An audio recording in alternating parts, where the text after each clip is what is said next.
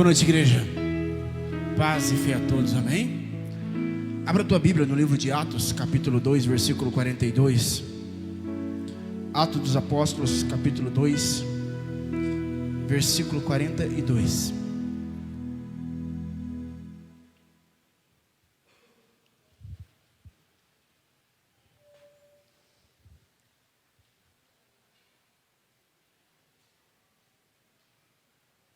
Atos dos Apóstolos, capítulo 2, versículo 42. Diz assim a palavra do Senhor: E eles continuaram firmemente na doutrina dos apóstolos, e na comunhão, e no partir do pão, e nas orações. E sobreveio temor sobre toda a alma, e muitas maravilhas e sinais eram feitos pelos apóstolos. E todos os que criam estavam juntos, e tinham todas as coisas em comum. E vendiam suas propriedades e bens, e repartiam com todos os homens, conforme cada homem necessitava.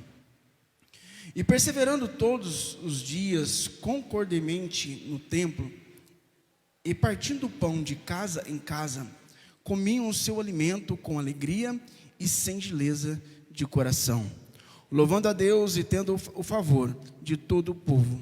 E o Senhor acrescentava diariamente à igreja os que estavam sendo salvos.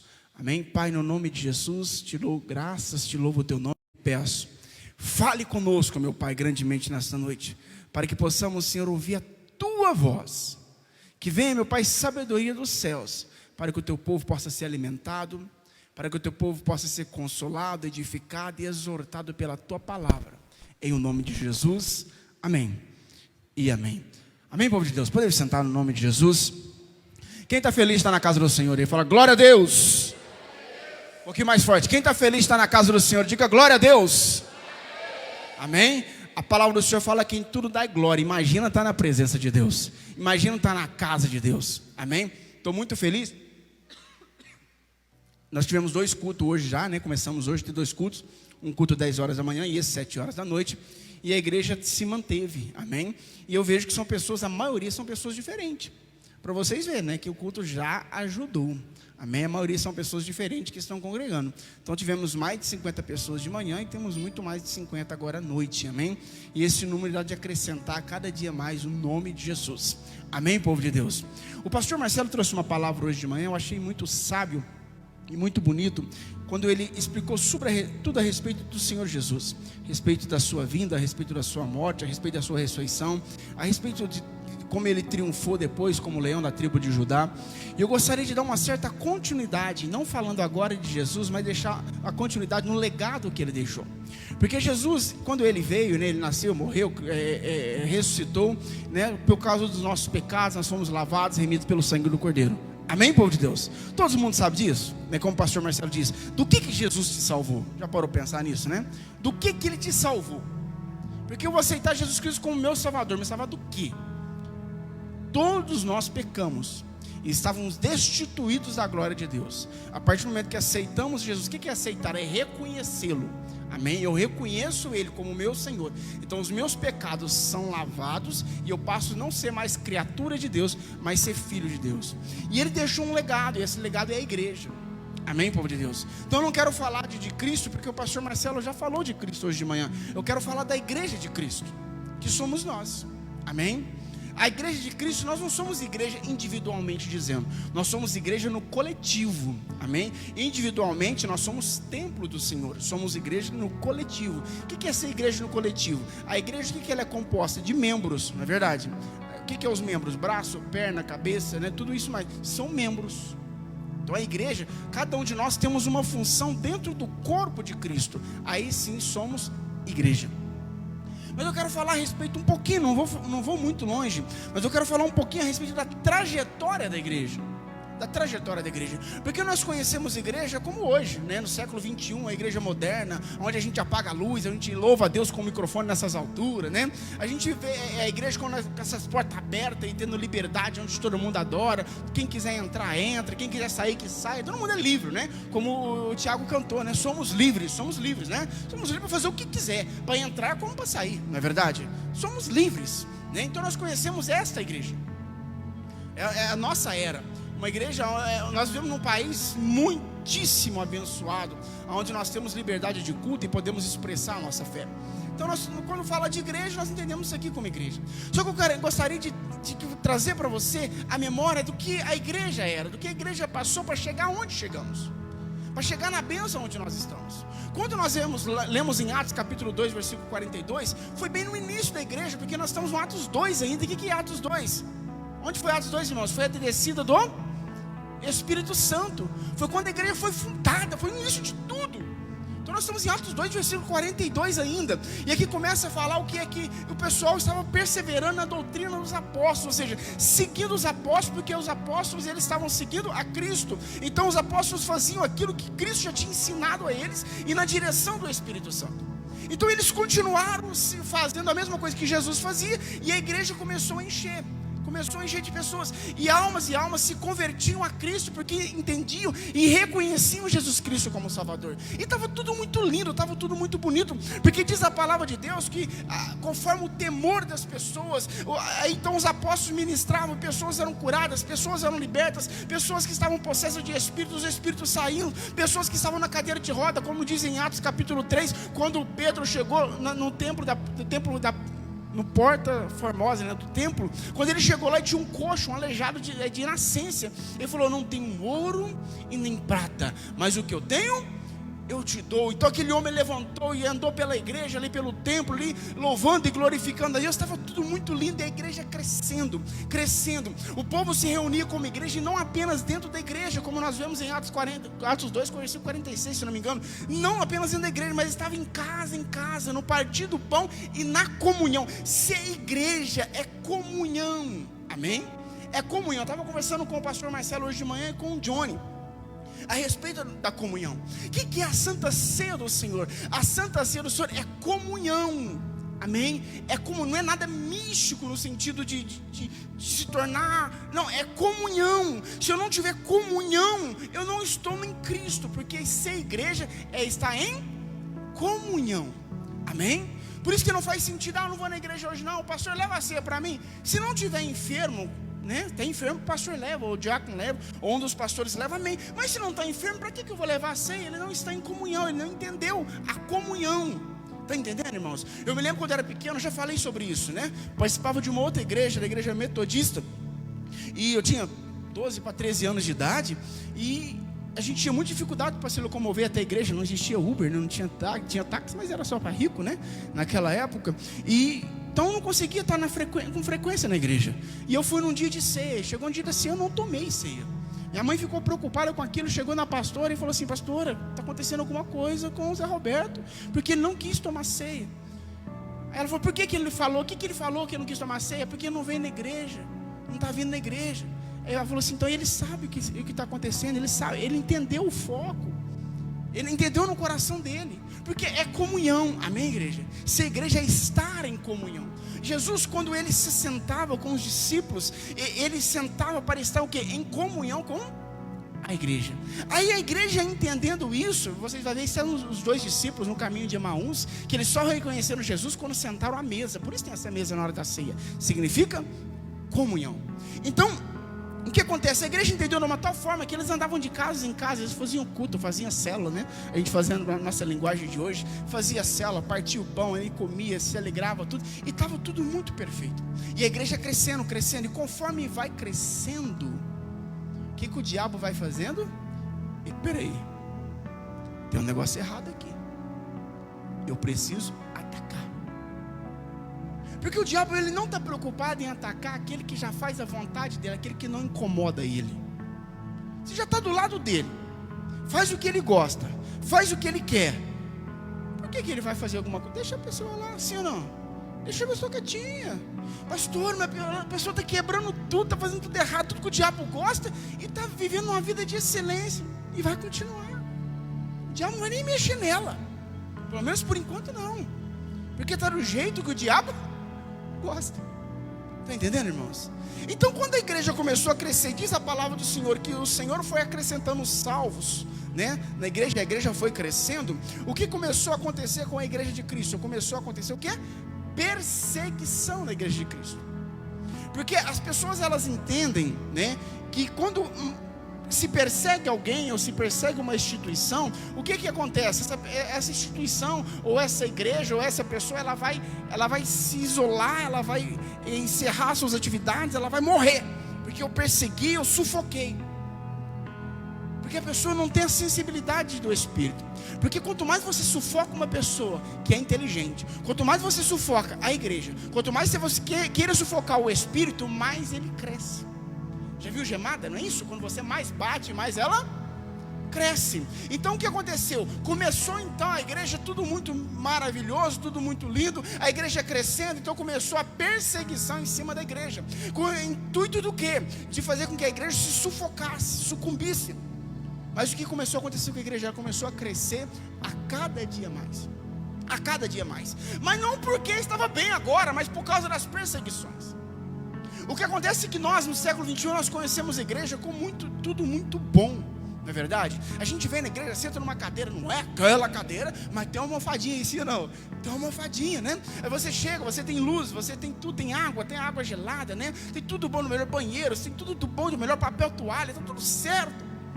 Né? Mas quando a gente olha na palavra de Deus, nós vemos uma igreja perseguida e nós não sabemos o que é isso. Por isso que quando vem alguma coisa contra nós, a gente começa, eu vou largar de mão de Deus, eu vou largar da fé, porque nada está dando certo para mim. Não, o Senhor Jesus disse assim: no mundo tereis aflição. A igreja de Cristo precisa se preparar para as aflições, para as agonias do dia a dia. Ela precisa se preparar para os problemas do dia a dia. Por quê? Porque assim ela vai crescer mais como templo, como indivíduo e como organização e como igreja. Quanto mais bater, quanto mais perseguir, mais vai crescer. A igreja começou a crescer de uma tal forma, irmão Carlos, que os apóstolos não estavam dando conta mais. Aí o que aconteceu? As pessoas que vinham de fora, vinham de cidades vizinhas, que estavam se convertendo, eles muitas das vezes eram abandonados pela família. Você se converteu a Cristo? Você se converteu ao Evangelho? Então você sai da minha casa. Os jovens, muitos eram expulsos, mulheres eram expulsas de casa, porque se convertiam a Cristo. Então a igreja começou a ficar um pouco pesada, porque era muita gente, e automaticamente tinha que dar alimento para essas pessoas. Então o que eles fizeram? Não podemos parar de pregar a palavra, os apóstolos dizendo. Não podemos parar de pregar a palavra, não podemos parar da oração. Então o que nós vamos fazer? Vamos escolher 7 diáconos, né? 7 pessoas que servem a essas pessoas e ajudam na repartição dos pão, ajudam na repartição do alimento. E a igreja crescendo, e ali levantou os diáconos, dentre eles um homem chamado, qual é o nome dele? Bem famoso? Bem famoso? Estevão. Amém? Levantou Estevão. Estevão, então, levantado como diácono, ele, um homem cheio de sabedoria, cheio de conhecimento, cheio do Espírito Santo, começou a fazer a obra de Deus. Mas ele foi levantado para quê, igreja? Para servir o pão, não é isso que diz a palavra de Deus? Para tentar os órfãos, tentar as viúvas, olhar para eles. Só que era um homem tão cheio do Espírito Santo que ele não ficou parado ali. O que ele começou a fazer? Ele começou a pregar a palavra, falar de Jesus, falar do reino do Senhor, falar como Deus é bom, como Jesus veio, morreu e ressuscitou, que todo aquele que nele crê não vai perecer, mas vai ter a vida eterna. E o que aconteceu com Estevão por causa disso? Ele começou a ser perseguido. Sendo ele perseguido, o que aconteceu com ele? Ele foi morto. O que Estevão foi, irmãos? Aí o que eles dizem? Peraí, agora os diáconos vão desistir, agora os apóstolos vão desistir, porque Estevão foi morto, foi apredejado em praça pública e agora acabou. Não, pelo contrário, mataram um homem de Deus, mas não matou a nossa fé. Este homem está com Deus, porque diz ele na hora da sua morte: eis que eu vejo à direita de Deus Pai o Cordeiro. Amém? Então a igreja começa a crescer, só que nós não conhecemos essa igreja. Nós conhecemos uma igreja onde, eu vou falar a mesma coisa para que você entenda. Conhecemos uma igreja que sentamos numa cadeira almofadada, onde tem uma luz brilhando, ou se não uma luz piscando, ou se não um som muito bonito, um louvor muito bonito. Uma igreja onde está tudo muito bem estruturado. E olha que a nossa igreja é simples, né? Comparado com muitas aí. Nós somos acostumados com essa igreja, mas aquele povo não. Estava acostumado a ver o seu diácono ser apredejado lá fora. Essa é a igreja de Cristo. Por causa, simplesmente porque ele falou que Jesus Cristo salva, eles olhavam para fora e viam dezenas de pessoas jogando pedra num homem, porque ele falava que Cristo salva. Mas isso não fez eles ajoelhar, baixar a cabeça e falar: estamos perdidos, agora vamos acabar com tudo. Ele falou: agora que vamos pelejar, vamos continuar sendo igreja, porque o que nós temos que levar para este povo, que é chegado ao reino de Deus, o reino do Senhor chegou. Não importa que eles abatem, mas a minha fé não vão levar. Essa igreja que nós começamos a ver um formato dela, começamos a ver um crescimento dela. Aquela igreja que o pastor Marcelo disse de manhã, que Cristo fundou. Mas não parou por aí, igreja. A igreja continua a crescer, continua a crescer. Aí começa Pedro, o grande líder, ser preso, ser açoitado, quase morto. O que a igreja fez? Eu vou largar, porque depois que eu fui para a igreja, depois que eu aceitei Jesus, ficou tudo mais difícil. Meu filho largou de mim, foi embora de casa porque eu aceitei Jesus. A minha esposa largou de mim. Não, querido. Esse povo continuava, sabe por quê? Porque eles encontraram o Salvador. Eu disse, se eu não me engano, quarta-feira passada, a igreja precisa entender a diferença de relacionamento. Porque o relacionamento com Cristo no coletivo é uma coisa, o relacionamento com Cristo no individual é outra. Você não se tem intimidade no coletivo, a intimidade é no individual, é no particular com Deus. Amém? Tem muita gente que encontrou Jesus na igreja. Não, você tem que encontrar Jesus no seu dia a dia. Porque aí as montanhas, as ciladas, os problemas, os laços, tudo que acontecer na tua vida não vai ser nada comparado à essência do Espírito, o Espírito que está em você. Amém, povo de Deus? Pedro foi preso, Pedro foi açoitado. Esta é a igreja. Aí muitas vezes a gente pensa: o que vai ser da igreja daqui a algum tempo? Porque eles vão perseguir a igreja, vão ficar tudo mais difícil. Querido, quanto mais haver perseguição, mais haverá crescimento. Você não vê na história da igreja uma história onde a igreja fica muito ociosa, tudo tranquilo. Quando isto acontece, a igreja começa a entrar em declínio. Eu vou mostrar daqui a pouco na história, não é nem na Bíblia, na história a respeito disso. A igreja começa a entrar em declínio, simplesmente porque ela está tranquila demais. Eu tive um sonho essa semana, eu não me lembro quem é a pessoa, estou tentando lembrar quem é uma pessoa conhecida minha, mas eu fui falar, e essa pessoa queria ouvir de Jesus. Ela queria ouvir de Jesus. E eu comecei a falar de Jesus para ela. E ela começou: então me explica isso, me explica aquilo outro, me explica aquilo outro. E eu, no meu sonho, eu ficando com uma alegria de estar explicando de Jesus para ela, explicando os passos, os fundamentos, as bases da palavra de Deus. E eu naquela alegria explicando, eu acordei. Dentro de mim veio uma tristeza, porque eu falei: não existe isso mais. Não existe pessoas interessadas mais. Elas não querem mais saber como é aquele sonho, que eu estou tentando lembrar quem que é. Aquele sonho, a pessoa queria saber como que é então.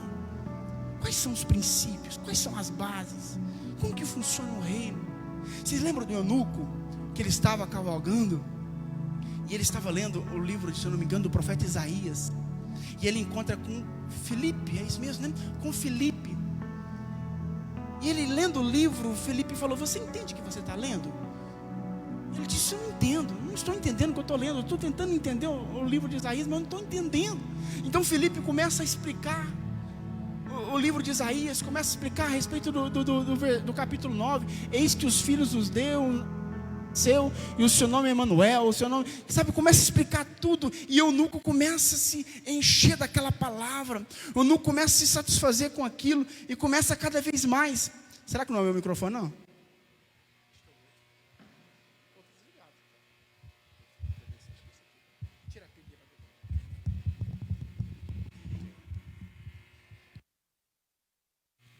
Som. Aí o que acontece? O eunuco começa a entender, porque Felipe começa a explicar para ele, passo a passo do livro de Isaías, porque aquele eunuco estava interessado na palavra. E diz a palavra de Deus, irmão, olha para mim aqui, pastor, amém? Amém? Olha, pastor. Aí quando Felipe explica para o eunuco a palavra de Deus, tinha um pequeno lago assim. Logo em seguida Felipe vai lá, pega aquele homem, que o Felipe foi um dos diáconos, e batiza ele nas águas, porque aquele homem tinha sede. Aquele homem tinha sede da palavra de Deus. Aí eu lembrei do meu sonho, falei: gente, como faz falta isso. As pessoas com sede de compreender a palavra. Por que isso? Por que aquilo outro? Como que funciona? Qual que é o princípio do batismo? Qual que é o princípio da ceia? Qual que é o princípio do casamento? O princípio do matrimônio? Qual que é o princípio de eu estar aqui dentro? Qual que é o significado de eu congregar? Por que que eu vou a uma igreja? O que que eu faço numa igreja? Qual que é o sentido de eu estar na igreja? O que que Jesus fez para mim, sabe? É isso que está faltando. A igreja de hoje não entende isso. A igreja de hoje entende a igreja como um supermercado. O que acontece no supermercado, igreja? Você entra no supermercado e começa a pegar aquilo que você quer, sim ou não? Você pega um arroz, um óleo, um açúcar, você pega ali um bombom, você pega ali um chocolate, você pega, vai pegando e vai colocando no seu carrinho e sai com o carrinho cheio e fala assim: eu já dei o meu dízimo, agora já fui abençoado, estou embora para casa.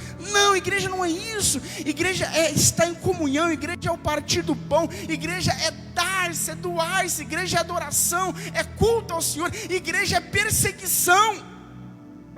É você sentir a dor de ser perseguido por causa do reino. Jesus disse no sermão das bem-aventuranças, bem-aventurado é aquele que por causa do meu nome sofre perseguição.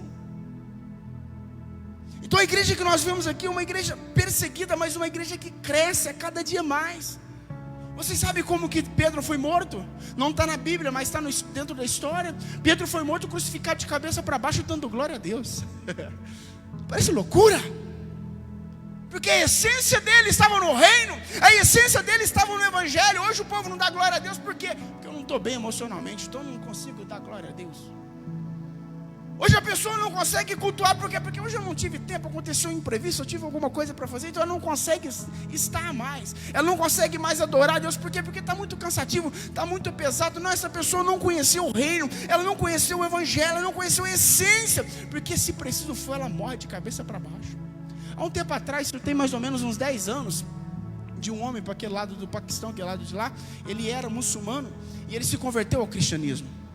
Ele se convertendo ao cristianismo, o que aconteceu? Eles falaram para ele: ou você, e virou pastor, ou você muda tudo isso, ou você vai ser morto. Naqueles países eles matam, ou você vai ser morto. Ele foi morto. Passou na Globo isso aí. Então pode matar, porque eu não largo o evangelho por nada. Por nada. Sabe uma outra história de uma menina de mais ou menos, se eu não me engano, ela tinha 13 anos, de 12 para 13 anos, isso é história real. Ela dentro do regime daquele país, falou para ela assim, falou na sala de aula, para toda a classe: escreve as coisas boas do regime do país. E ela escreveu assim: só Jesus salva. Porque o regime era autoritário e tinha que adorar, né, olhar o presidente, né, o ditador como o cara. E ela pôs só Jesus salva e mandou para ele, porque todo mundo tinha que mandar a folha. Aí ele olhou e falou para ela assim: eu te dou 5 minutos para você rabiscar o que você escreveu, e escrever o que você fala do regime nosso, o regime ditador nosso. E ela escreveu novamente: só Jesus salva. Pegaram aquela menina de 13 anos de idade, levaram ela para um centro de concentração para o lado da Antártica. Para aquele lado de lá, não sei certinho onde é, Sibéria, para aquele lado de lá. Um lugar gelado que tinha quase 62 graus Celsius negativo, um lugar congelado, para ficar presa, menina de 12 para 13 anos, presa juntamente com os outros detentos.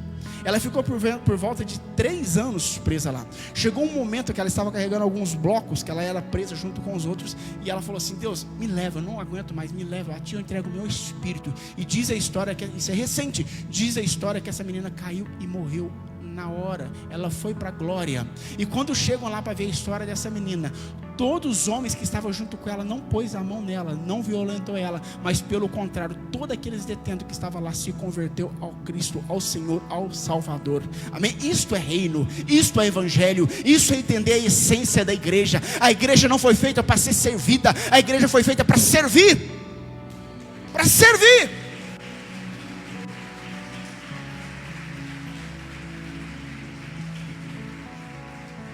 E é isso que precisamos entender como igreja. É uma criança de 13 anos morrendo pelo evangelho, por amor a Cristo. Essa entendeu o foco de Pedro, que foi pendurado de cabeça para baixo.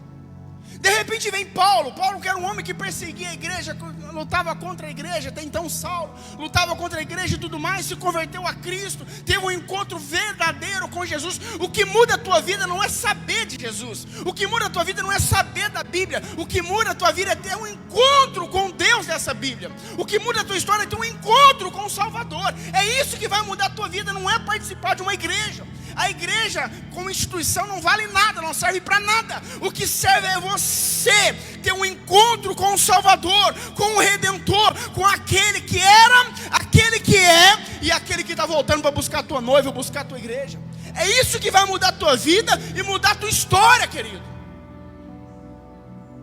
Estar numa igreja não quer dizer nada, mas ser a igreja quer dizer tudo.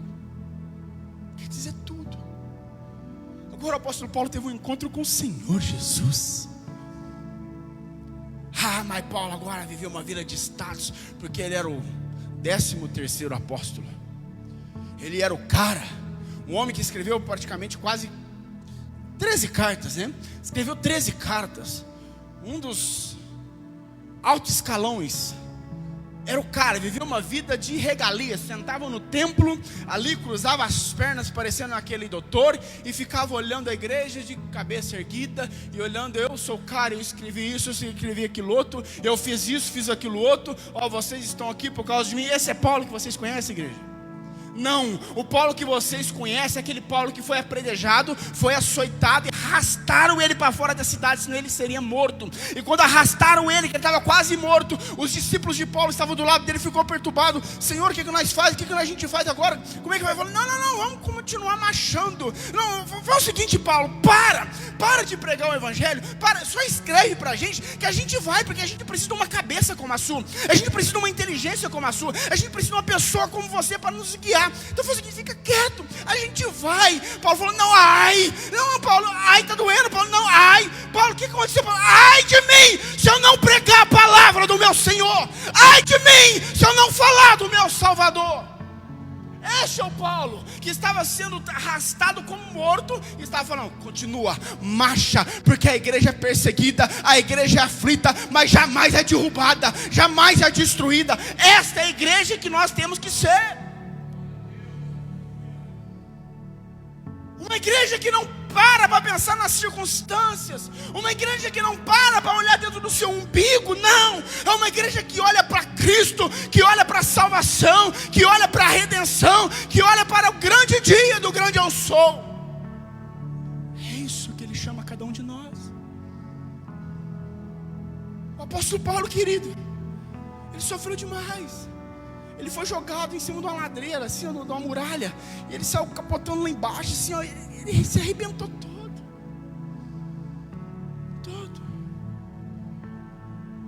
Porque essa é uma igreja. Eu não estou falando que a gente tem que ficar caçando problema, não estou dizendo isso, procurando problema com a nossa própria mão, não estou dizendo isso. Eu estou dizendo que as lutas do dia a dia, as aflições do dia a dia que passamos não é nada, porque a maioria das nossas lutas e dificuldades é porque a gente está desempregado, ou está faltando dinheiro, ou está com problema emocional, ou está com problema no casamento, ou está com problema na família. Não tem nada a ver com o reino. Está na hora de a gente procurar um problema por causa do reino. Está na hora de a gente arrumar um problema com o reino e não ser covarde. Porque se hoje nós temos esse luxo aqui, porque homens e mulheres entregaram a sua vida para que nós tivéssemos esse luxo. Ai, pastor, mas não aguento isso. Igreja, já ouviu falar do imperador Nero? Quem já ouviu falar do imperador Nero? Ele botou fogo na cidade de Roma quase inteira para culpar os cristãos. E ele falou: foi os cristãos lá, aquele povo que seguia Paulo, que seguia Pedro, que fala do Nazareno, que fala de Jesus, foi ele que pôs fogo na cidade. Naquela época, quando ele mandou pôr fogo na cidade, morreu crianças de colo, morreu idosos, morreu homens, morreu mulheres, morreu muita gente queimada, carbonizada, porque ele pôs fogo numa cidade quase toda. E culpou quem? A igreja.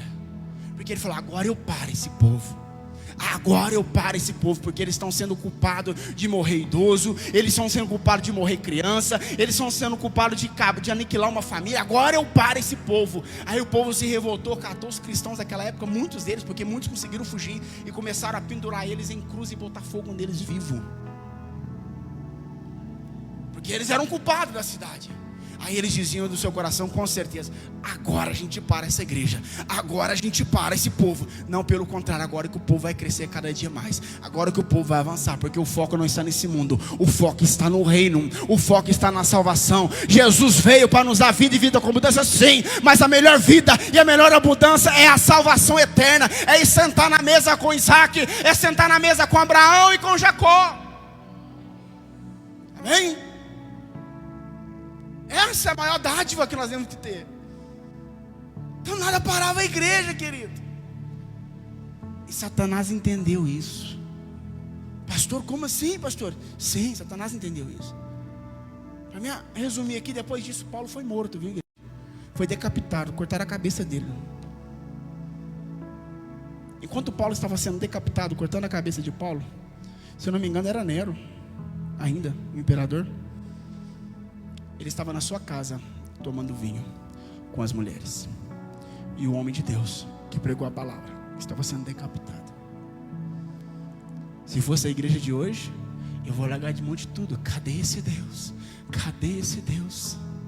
Igreja, o plano do Senhor, diz a palavra do Senhor, Ele quer te levar onde olhos nunca viram, ouvidos nunca ouviu, jamais penetrou no coração humano aquilo que Deus tem preparado para você. E quando você olha essa frase, por favor, não se limita a este mundo, não se limita aos recursos desse mundo, não se limita a dinheiro deste mundo, porque o que Ele falou é que o olho nunca viu, o que Ele falou que o ouvido nunca ouviu, e jamais penetrou no coração do homem aquilo que Paulo está contemplando hoje na glória.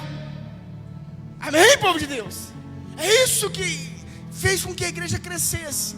E agora eu vou dizer, Satanás entendeu isso.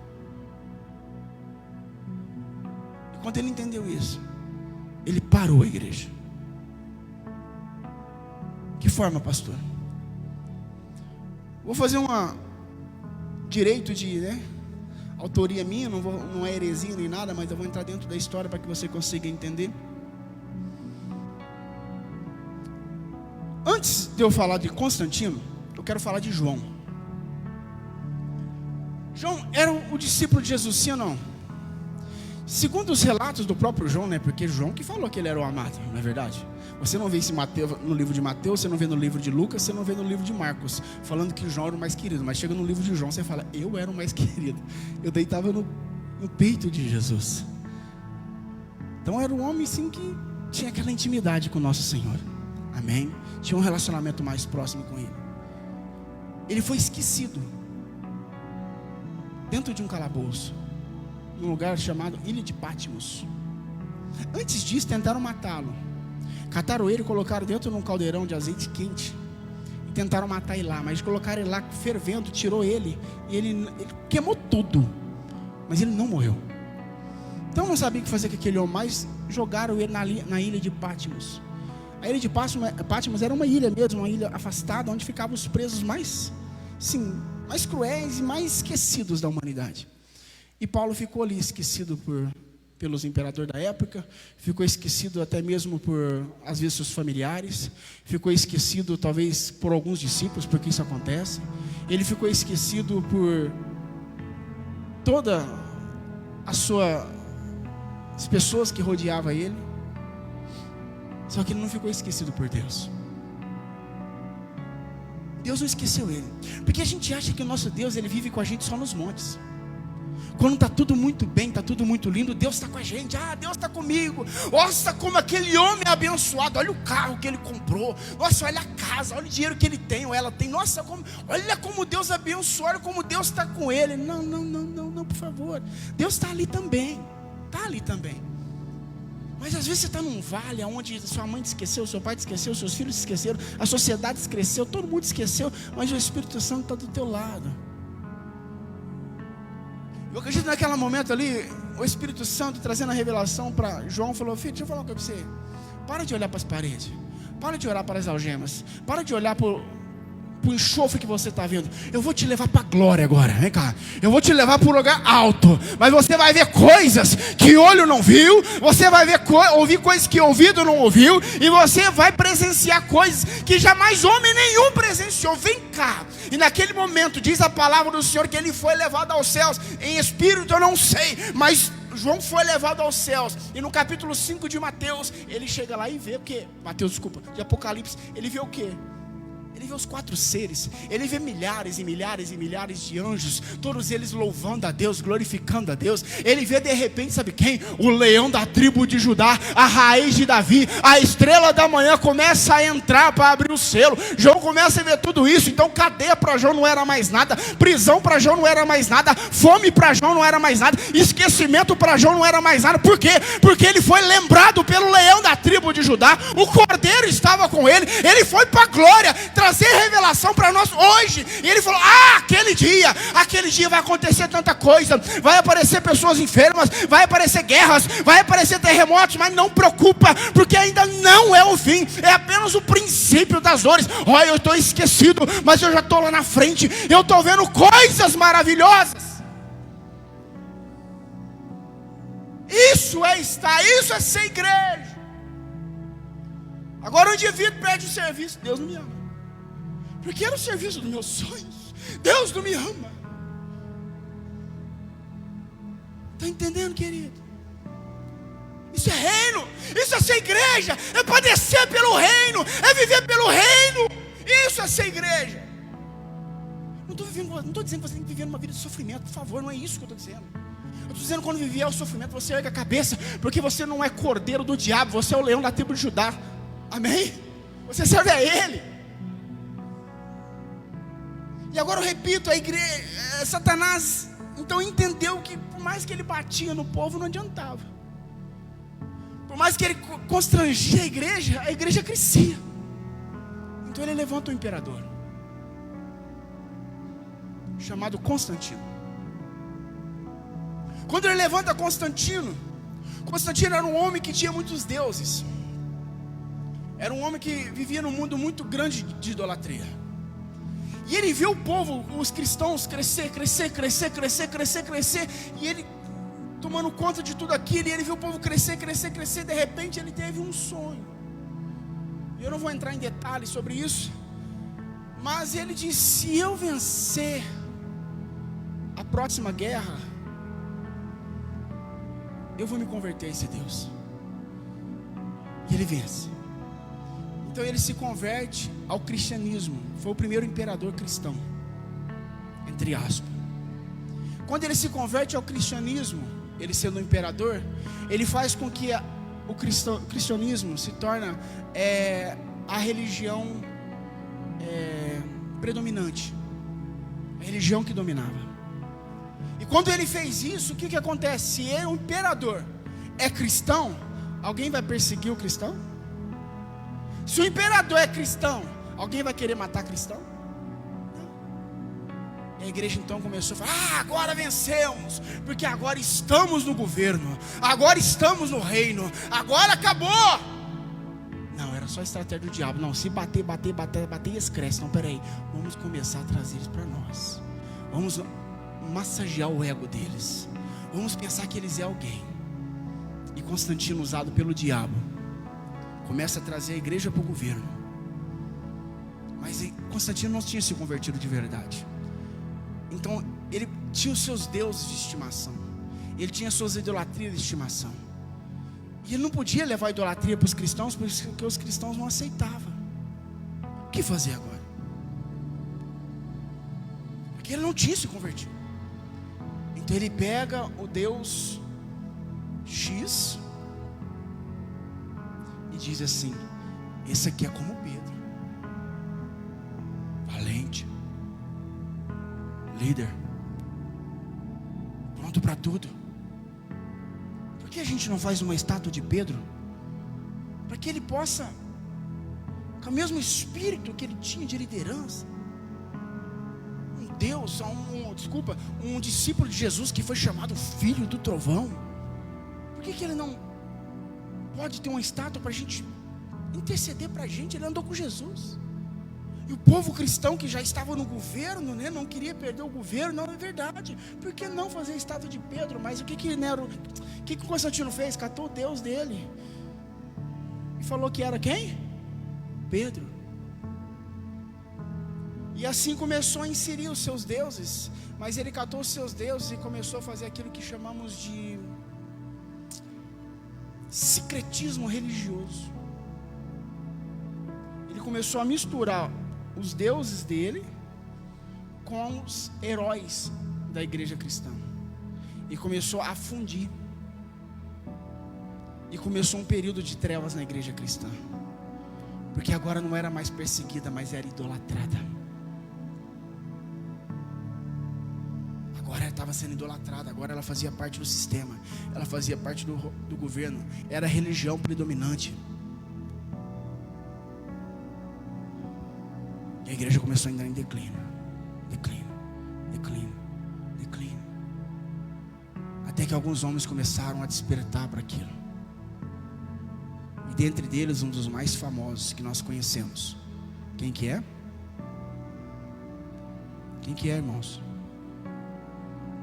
Faz 500 anos, irmãos.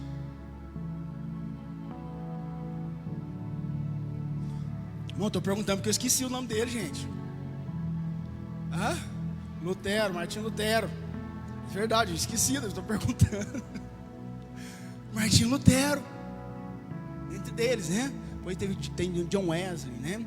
Tem Calvino, tantos outros, né? Começaram a despertar. Peraí, não é assim que funciona. E a igreja começou a renascer de novo. Ela começou a renascer. Mas automaticamente o que acontece novamente? A igreja começa a ser maioria. Porque há 30 anos, há 40 anos atrás, você andava com uma Bíblia debaixo do braço. O que acontecia com você? Zombavam de você, sim ou não? Você falava que era cristão.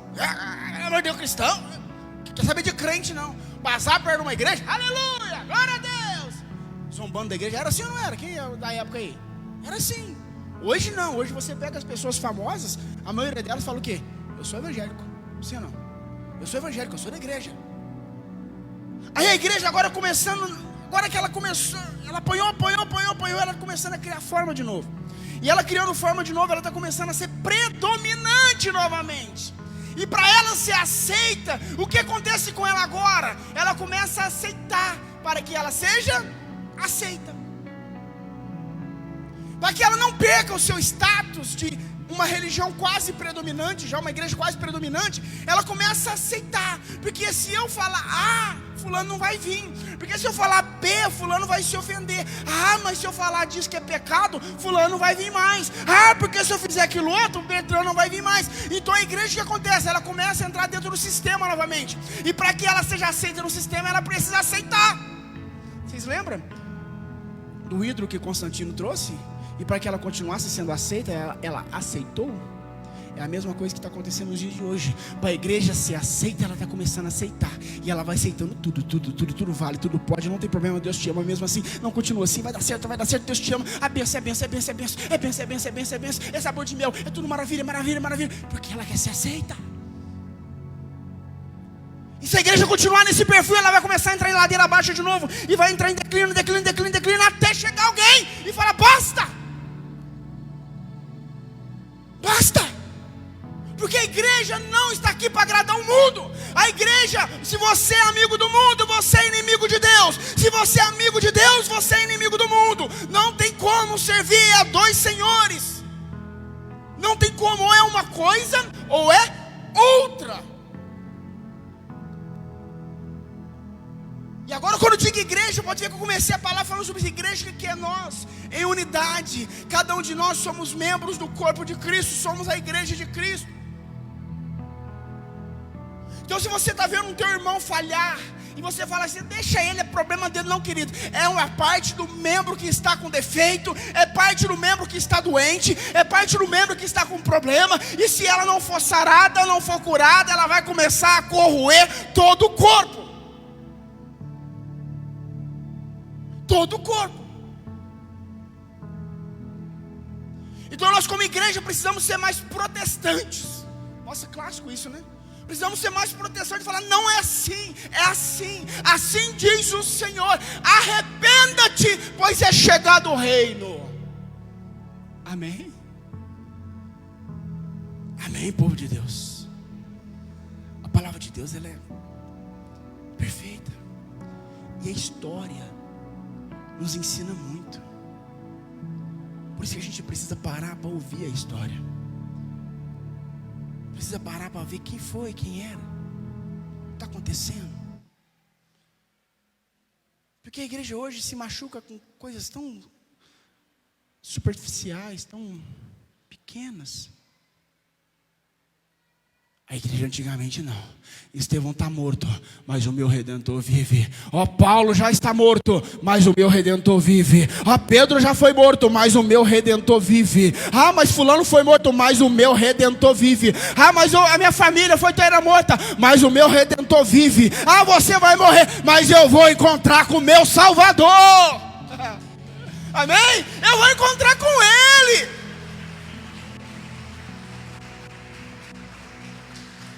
É o que mais deve nos importar, é nós encontrarmos com o nosso Senhor. É o que mais deve nos importar. Jesus escreveu assim, para ficar mais bonitinho, para você entender. Mateus 6. Busca primeiro o reino de Deus, a sua justiça. As demais coisas vos serão acrescentadas. Amém, povo de Deus. Isso não está isentando de você trabalhar, de você lutar, de você pelejar. Você tem que fazer isso, isso é obrigação sua. Mas que nada substitui o altar, que nada substitui a comunhão, que nada substitui o partir do pão, que nada substitui o reino, que nada substitui a santidade. Nada. Que possamos cada dia mais lavar nossas vestes diante do Senhor. Ah, eu não vou fazer isso porque a minha religião não permite. Não, para com isso. Eu não vou fazer isso porque eu amo Jesus, eu quero agradá-lo. Eu não vou fazer aquilo outro porque eu amo demais Ele. Eu não vou decepcionar. Não é por causa de religião, não. Religião não. Religião você vai para o inferno junto com ela. Você não faz porque você ama Jesus. Amém? Só por Ele. Ah, quando você entender isso, você vai embora. Você vai embora e vai só marchando em glória, glória, glória, glória, glória. E mais nada. Quantos compreenderam isso? Amém, povo de Deus?